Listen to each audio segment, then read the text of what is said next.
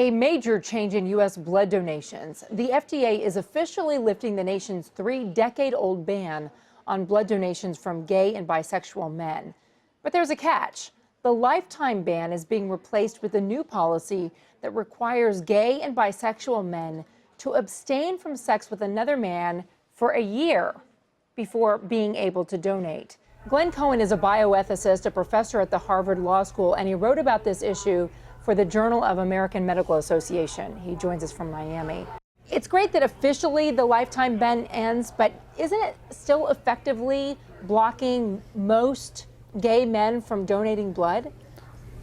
That's right. For many gay men, this will be a de facto lifetime ban because it's very hard to stay celibate for an entire year.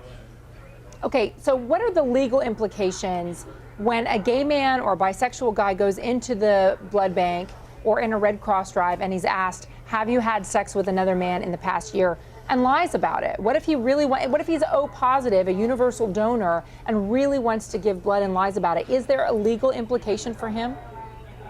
Well, first of all, every bit of blood donated in the United States is tested repeatedly, so it's an extremely safe blood supply. Do people lie? Is it possible people lie? Perhaps. We don't have good data on this. But generally, if your blood is caught as HIV positive, it will be excluded from the blood supply. And the kind of testing that is done on all blood is extremely careful.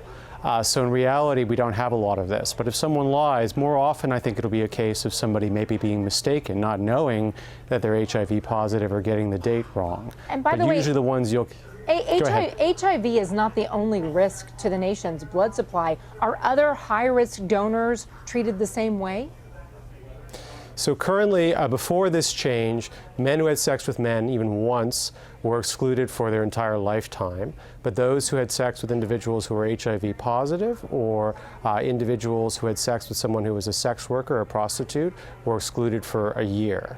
Now those three are converging. It'll be a year deferral for all three of those groups. But the blood is tested not just for HIV, but for a large number of diseases and disorders. The U.S. blood supply is extremely safe. The UCLA Williams Institute says as many as 2 million more people may be eligible now to donate blood without the deferral period. That would be 300,000 more pints of blood, up to a 4% increase in the nation's blood supply.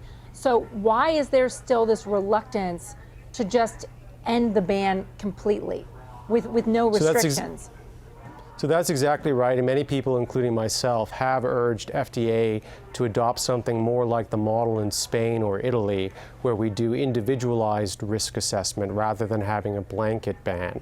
But FDA is a pretty conservative institution. It's taken it 32 years to go from a lifetime ban to a one-year ban, and we're hoping to push it a little bit further. FDA says it has good data from Australia that a one-year ban won't appreciably increase the risk to the blood supply. It doesn't feel as confident in the other data, though bioethicists like me have pushed them to look at the data from Italy and Spain, and even South Africa that has a 6-month ban. Glenn Cohen, thank you.